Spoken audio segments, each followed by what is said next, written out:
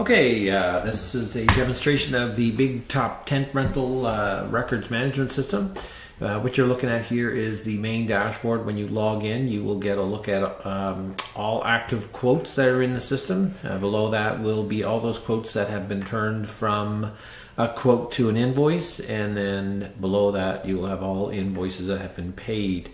So this will be the landing page, it'll be the front page. What you'll also have here is on the left hand side you have a list of all customers, and this will have a complete list of customers. You can use this magnifying glass, and that will do a quick text search, and it will bring up every customer that matches your text string. So you can search by phone number, by company name, by contact name, whatever information you have on this screen, you would be able to do a search for it. Some of the things that I put in here is total amount of money paid by this customer, the balance owing if this customer owes any money, the last time an invoice was rendered for this customer, and the last payment that was received by this customer. We could put anything in particular that you'd like on this page. This is just something to get us started with. And once you get all of your customers in there, it'll start to make more sense to you. And then this here brings us back to the quote section. So let's talk about getting customers in. So you log in, you have a new customer, you just hit here, sorry, wrong one, log back in, you go into the customer registry here, you open it up and you add a customer.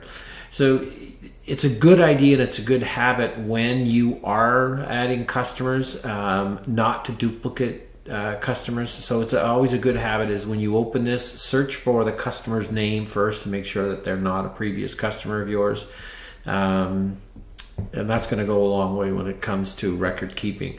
But in this case we don't have this customer, so what we'll do is we'll hit add customer here, and you just simply fill out the customer's detail. I'll just refresh that again. So you fill out the customer's information, first name, last name, email address. If it's a corporate account, click that. It will then ask you for the company name. You can put in the company information, then this would be the contact person for the company to email. Address 1, 2.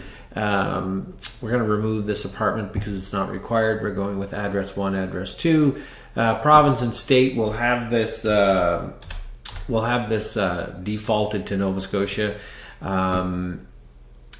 Right now, I figured it's probably relevant because some of the billing that you might do might be out of state, so, or out of the province. So I'll just leave that for now. We can decide later. Zip code here. This is the postal code of the zip code, and again the rest of the information. And then this is some of that details that we were showing you on the front screen. So you go ahead, you have that customer, and then you just hit save and back, and that will put that individual into your database, and it would look something like this. So now you have them in the database. You can see this will show us the history of this customer. It'll show us all the previous invoices that we have had, totals, taxes. It will calculate the provincial tax, total amount of the invoice, the amounts payments received. We can right click on these columns here and hit a total. That'll total right there what was received, and then here's the balance owing on each particular invoice. So there's the balance owing. We can save this to keep that information there. So that's a quick overview here of the status of this customer. So let's talk about issuing a quote.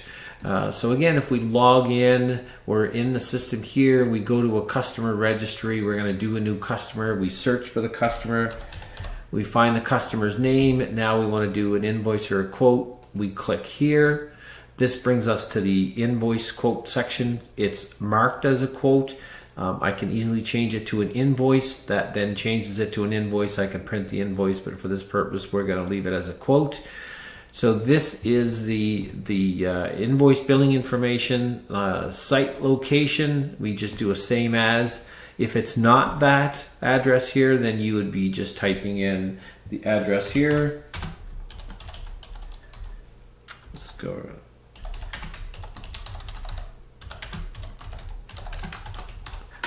So we put in that address there. Now we put in the proposed pickup dates. So we're going to do on the 22nd and then we'll do the 25th.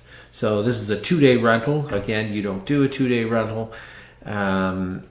You would change that to the 26th. That'll give us a 3-day rental, so a Friday. So in this particular case, you're putting in the setup days. Okay, so we're setting this up on Friday. We're picking it up on Tuesday, which means they're paying for the Saturday, Sunday, Monday, which is the 3-day rental. So it's a pickup on a Friday, or drop off on a Friday, pick up on a Tuesday. It's a 3-day rental, and then it's a question of what are we renting. So if you type in, just start typing in 70. I did a mingling here of 70. It comes up. It shows me this is what the customer is looking for, and that's going to be a 3-day rental. That will calculate the daily rate and then multiply that out and then bring that down to the total. If there's a delivery setup charge that you indicate, you just add the delivery charge in there, and that is your quote. So now with this, we're just simply going to hit save. And there's our quote that we're going to want to send out to the customer. So we hit print quote, and there is the quote and what that would look like in a printed format. We do a print preview. There's the customer quote. We print these backgrounds in gray to kind of help with the papering. You know, if you have paper lying around the office, the gray helps differentiate the quoting documentation versus the invoice documentation. So we're going to close this, show you what that would look like if that was an invoice. Quite simply is just editing it now. This has been approved, customer's okayed it. You're now going to change it to an invoice. You see it now changes to an invoice. Nothing else needs to change here. So we're going to save that information. Now we're going to print this out as an invoice. You see now it turns blue. We got the information here. And we then can print that invoice out, print it as a PDF if you want, and then email it to the customer, or however you distribute your invoices. So now we have that information there, and it's just a question of now tracking this and getting payment on this. So if you did get a payment right away and you got this with the payment, you want to add a deposit on this, there's a couple of ways you can do that. One would be adding the payment down here. The other one could be adding a payment here. So there's a number of ways to get in there, but we'll do it this way here. It's going to take the full amount that's owing, the $715, but we're not going to take that. We're going to say we're going to take a $200 deposit, and that's going to be cash.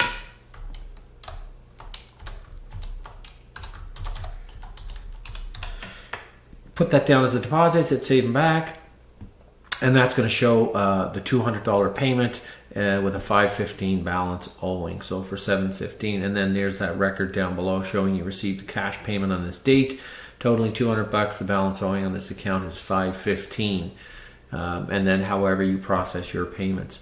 So if this was something that you would have received a check in the mail or something like that, if you have the invoice number or you know what the invoice is, here we happen to know it's this invoice here. We can show the invoice number as well. So there's the invoice number. We can bang this out. So there it is. So the invoice comes in. We have it. We want to process this payment of $750, or that was the total amount of the invoice, but we want to process the total payment. So let's see if we can show that column there, the balance owing. There we go. Auto adjust, exclude the label. So there it shows the balance owing on this invoice here, $515, which matches the payment we received. So now we can add that payment just straight from the screen. Straight from the screen, $515. We've got that check number. If you'd like to record that, hit save and back. And what that's going to do is that's going to now show a balance owing of here. It's also going to put it down here as a full balance or a paid account. It's all paid here. What I'm going to do is I'm going to take it out of this one here so that it doesn't show up in this once it's paid. And to do that, I just simply edit the report here. And I'm going to add a condition on here that says that the balance owing is greater than 0.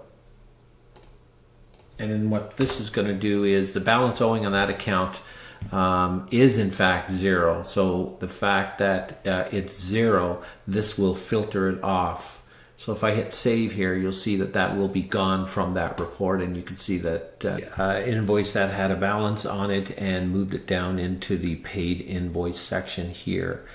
A couple of other things that you can manage in this would be going to the quote invoice and then click on the calendar. What the calendar is going to do is it's going to show you anything that's in red would indicate that these items are ready for pickup or have passed. Anything that shows up in green would be future business, so you have to drop off. There's that one for 41 Fraser Street. Information there. You can click on any one of these and it will give you more detail. So if I click there, it would show me what information I need to drop off there. So as you can tell, there's limited information in terms of what kind of space you have here. I can show you the street name. I can show you perhaps maybe the item itself, but it would be challenging to get any more than one or the other, either the address or the item itself. I could create another calendar that you could look at, maybe two calendars. One would show you the name, the address you're going to, and then the other calendar could probably show you the tent or the item that you're delivering there. So we can talk about that. And again, clicking here brings you back to the main page. Also clicking here would bring you back to the main page. Customer registry again shows you all your customers. Add a new customer there. Sticking on the quotes and invoice. It's a good habit that when you do get these invoices, to make sure that you change a quote after an invoice has been generated. So when the customer approves the quote, to just simply go ahead and customize that, and then you can change that from the status from a quote down to an invoice. And by doing that, save and back, that's going to take that one off of here and move that down into the invoice section.